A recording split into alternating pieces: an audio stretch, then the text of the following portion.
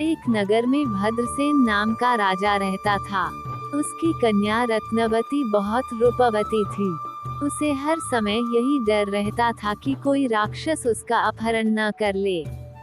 उसके महल के चारों ओर पहरा रहता था, फिर भी वह सदा डर से कांपती रहती थी। रात के समय उसका डर और भी बढ़ जाता था।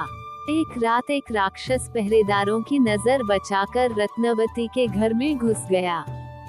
घर के एक अंधेरे कोने में जब वह छिपा हुआ था तो उसने सुना कि रत्नवती अपनी एक सहेली से कह रही है, यह दुष्ट विकल मुझे हर समय परेशान करता है, इसका कोई उपाय कर। राजकुमारी के मुख से यह सुनकर राक्षस ने सोचा कि अवश्य ही विकल नाम का कोई दूसरा राक्षस होगा, जिससे राजकुमारी इतनी डरती है। किसी तरह यह जानना चाहिए कि वह कैसा है, कितना बलशाली है।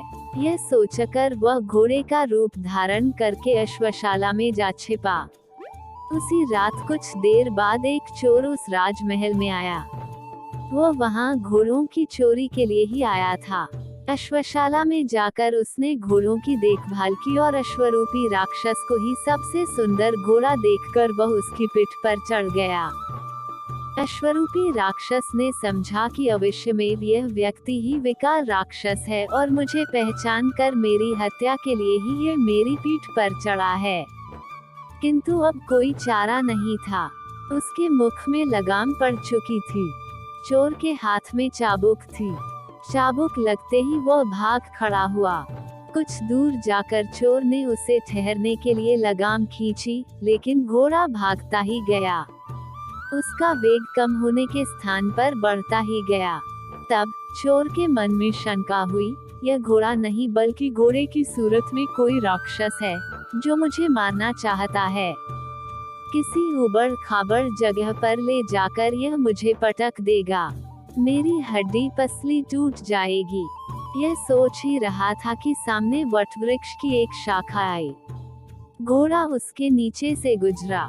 चोर ने घोड़े से बचने का उपाय देखकर शाखा को दोनों हाथों से पकड़ लिया। घोड़ा नीचे से गुजर गया। चोर वृक्ष की शाखा से लटक कर बच गया। उसी वृक्ष पर अश्वरूपी राक्षस का एक मित्र बंदर रहता था। उसने डर से भागते हुए अश्वरूपी राक्षस को बुलाकर कहा, मित्र, डरते क्यों हो? यह कोई राक्षस नहीं, बल्कि मामूली मनुष्य है। तुम चाहो तो इसे एक क्षण में खाकर हजम कर लो। चोर को बंदर पर बड़ा क्रोध आ रहा था। बंदर उससे दूर ऊंची शाखा पर बैठा हुआ था, किंतु उसकी लंबी पूंछ चोर के मुख के सामने ही लटक रही थी। चोर ने क्रोधवश उसकी पूंछ को अपने दांतों में भींचकर चबाना शुरू कर दिया।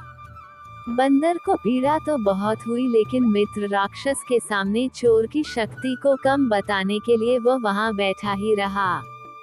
फिर भी उसके चेहरे पर पीड़ा की छाया साफ नजर आ रही थी। उसे देखकर राक्षस ने कहा, मित्र, चाहे तुम कुछ ही कहो, किंतु तुम्हारा चेहरा कह रहा है कि तुम विकल राक्षस के पंजे में आ गए हो। यह कहकर वह भाग गया।